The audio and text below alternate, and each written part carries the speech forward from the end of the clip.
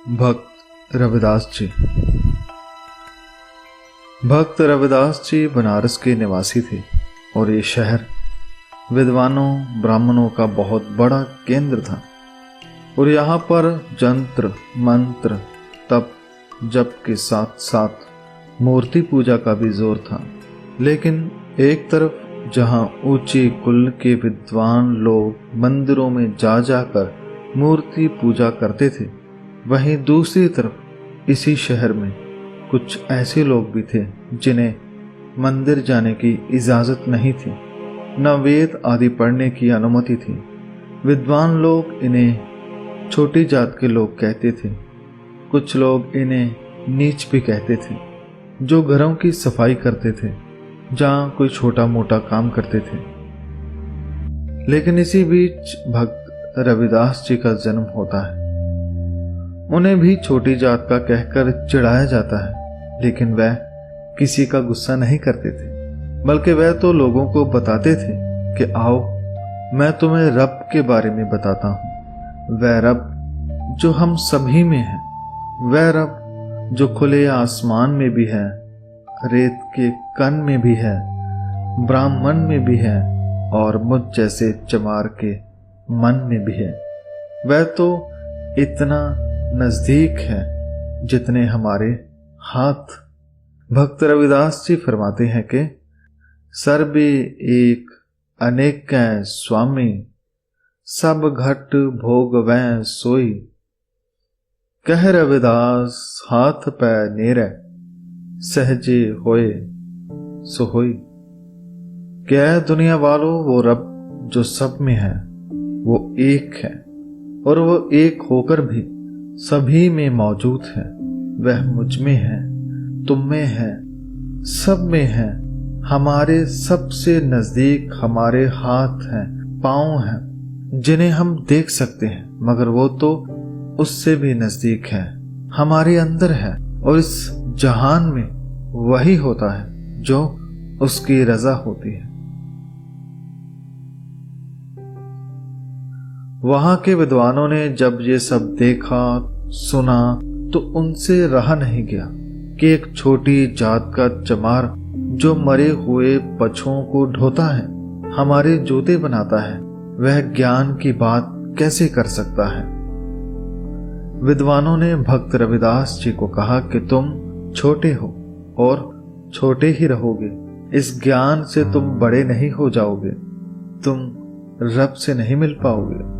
तो भक्त रविदास जी इसका एक बहुत ही प्यारा उत्तर उन्हें बड़े ही सहज से देते हैं कि आपकी नजरों में तो ताड़ का पेड़ भी बुरा है, क्योंकि उसकी शराब बनती है, मगर तर तार अपवित्र कर मानिय रे, जैसे कागरा करत विचारंग। भगत पागौत लिखिए तह ऊपरे, पूजिए कर नमस्कारन।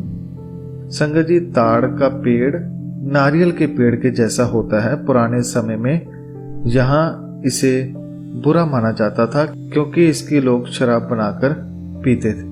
लेकिन इसी पेड़ की लकड़ी से कागज तैयार किया जाता था, जिसके बारे में भक्त रविदास जी फरमाते हैं कि बुरा तो आप ताड़ के पेड़ को भी मानते हैं, मगर जब उसके बने हुए कागज पर भगवान की स्तुति लिखी जाती है तो उसी कागज को, उसी पेड़ से बने कागज को आप पूजते हैं।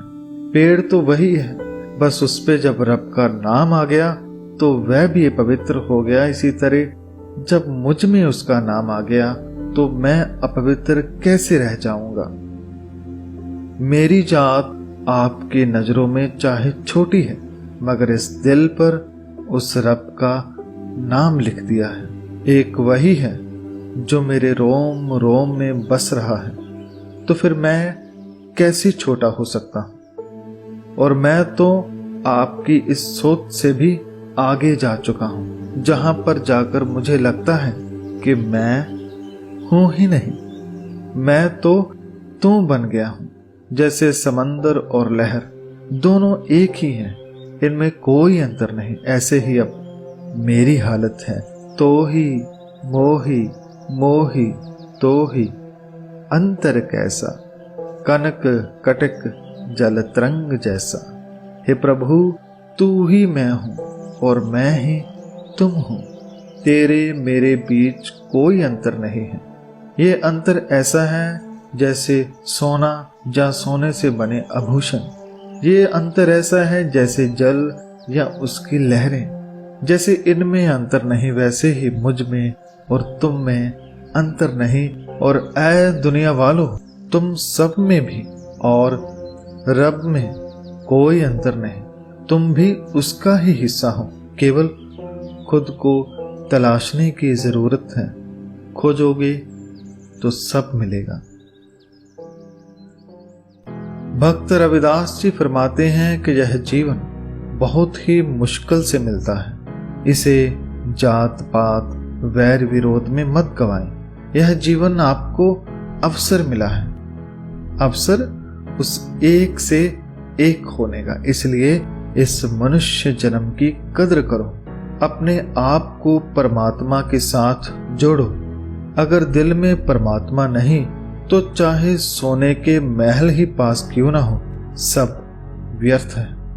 दुर्लभ जन्म पुण्य फल पायो, बिरथा जात अब बेकै। राजे इंद्र समसर ग्रह आसन, बिन हर भगत कह लेख। अर्थात कि यह जीवन बहुत ही मुश्किल से प्राप्त हुआ है। इसे बेकार में मत गवाओ। ये मत सोचो कि हमारे पास बहुत कुछ है या बहुत समय है। नहीं, राजे इंद्र जैसे भी अगर तुम हो जाओ, स्वर्ग जैसे महल और सिंहासन तुम्हें मिल जाएं, तो भी बिना रब की भक्ति के तुम्हें मुक्ति नहीं मिलेगी। इस जीवन को अगर सफल करना है तो ऐ भाई, खुद की तलाश करो। अपने भीतर की ज्योति को पहचानो। उस रब की भक्ति करो जो एक है, जो सब में है, जो हर जगह है। जब लोग भक्त रविदास को सुनते हैं तो उनका मन शांत हो जाता है। जहां एक तरफ बहुत सारे सवालों के जवाब मिलते हैं, वहीं बहुत तरह के नए सवाल भी जन्म लेते हैं। जैसे कि कुछ लोग पूछते हैं कि हमें तो मंदिरों में जाने की इजाजत नहीं, फिर हम कैसे उसकी पूजा करें?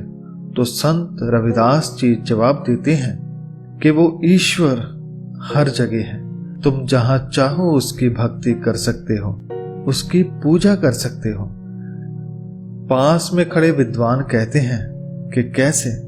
क्या तुम्हें पता नहीं कि उसकी पूजा करने के लिए फूल चाहिए, दीप चाहिए, अगरबत्ती चाहिए, केसर चाहिए, कितना कुछ चाहिए।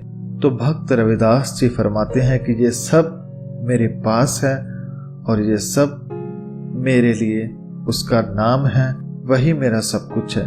नाम तेरा दीवा, नाम तेरो बाती, नाम तेरो तेल ले माह पसारे। नाम तेरे की जोत लगाई, भयो उजियारो भवन सगलारे। उसका नाम ही मेरे लिए केसर है, मूर्ति है, थाल है, दिया है, बाती है, तेल है। सब कुछ मेरे लिए उसका नाम है, उसका प्रेम है, उसकी स्तुति है। जब मन में उसके नाम की ज्योति लगाई जाती है तो उसका प्रकाश केवल मन में नहीं बल्कि पूरे जगत में फैलता है। संगत जी, भगत जी के मन में रब का इतना प्रेम था कि वहां बड़े से बड़े विद्वान भी टिक नहीं पाते थे। उन्हें मिलने के लिए बहुत लोग आते थे। उनकी महिमा चारों ओर फैल गई थी। उनसे अब वो विद्वान मिलने आते जिन्हें रब की तलाश थी, जो मझधार में अटके हुए थे। जैसे कुछ लोग आकर पूछते हैं कि ऐ संत महापुरुष, हमें बताएं कि ईश्वर से मिलने में सबसे बड़ी रुकावट क्या है? तो भक्त रविदास जी फरमाते, अहंकार। यही सबसे बड़ी रुकावट है। हमें जो ज्ञान प्राप्त है, अगर उसका भी अहंकार आ जाए तो मिलन नहीं हो सकता। यह बात याद रखें कि जब हम होते तब तू नाही, अब तू ही मैं नाही। जब हम कुछ होने का दावा करते हैं तो फिर हम में वो परमात्मा नहीं होता, यानी हमारा उनसे मिलन नहीं होता, क्योंकि उसके स्थान पर हमने अहंकार को बिठा रखा है। जिस तख्त पर भगवान होना चाहिए था वहां अहम है, अभिमान है। अगर मन में से अहंकार को दूर कर लिया जाए तो फिर बाकी वही बचता है, परमात्मा। अब तू ही, अब केवल तू ही है, मैं नहीं। और कुछ लोग पूछते हैं कि आपने बताया कि अंदर से अहंकार दूर करना है। अगर हम अहंकार दूर कर लेते हैं तो क्या कुछ ऐसा भी है जिससे हम उस रब को सदा के लिए पाकर रखें? तो भगत जी फरमाते हैं हाँ। तो वो पूछते हैं वो क्या है? तो भगत जी फरमाते हैं प्रेम। जो हम बांधे मोह फास, हम प्रेम बंधन तुम बांधे। हाँ प्रियजनों, उस प्रभु को भी वश में किया जा सकता है और उसकी एक ही विधि है, प्यार। अगर प्यारे प्रभु के साथ प्रेम किया जाए तो वह हमेशा अंग संग रहता है। जैसे इंसान मोह के साथ बंधे हुए होते हैं, वैसे ही परमात्मा प्रेम से बंधा होता है। तुम जितना ज्यादा उससे प्रेम करोगे, उसकी बनाई कुदरत से प्रेम करोगे, मानवता से प्रेम करोगे, उतना ज्यादा तुम उसके साथ रह पाओगे। अगर मन में प्रेम है तो वो सदा तुम्हारे साथ है। कुछ लोग पूछते हैं कि क्या आपका संदेश केवल छोटी जात वालों के लिए है, जैसे उन विद्वान ब्राह्मणों का संदेश केवल ऊंची जात वालों के लिए है, तो क्या आपका भी किसी खास जाति के लिए उपदेश है? तो भक्त रविदास जी ने फरमाया, मेरी नजर में कोई ऊंच नीच नहीं, ये सब कुछ लोगों की तरफ से पैदा की हुई बीमारी है। परमात्मा की नजर में तो सब बराबर हैं। जब वह कोई भेदभाव नहीं करता तो मैं कैसे कर सकता हूं? मेरा संदेश उसका ही संदेश है कि चाहे आप किसी भी कुल या जाति के हैं, अगर एक निरंकार की भक्ति करते हो तो तुम खुद का उद्धार कर सकते हो। भक्त रविदास जी फरमाते हैं कि ब्राह्मण, बैस, सूद और खत्री, डोम, चंडार, मलेश मन सोए, होए पुनीत भगवंत भजनते, आप तार तारे कुल दोए। अर्थात चाहे कोई ब्राह्मण है, वैश्य, शूद्र, क्षत्रिय, डूम, चंडाल अथवा मलिन मन वाला मलेश ही क्यों ना हो, अगर वह रब का भजन करता है तो वह पवित्र हो जाता है। वह भगवान का भजन करके स्वयं भी पार हो सकता है और अपने कुलों का भी उद्धार कर सकता है।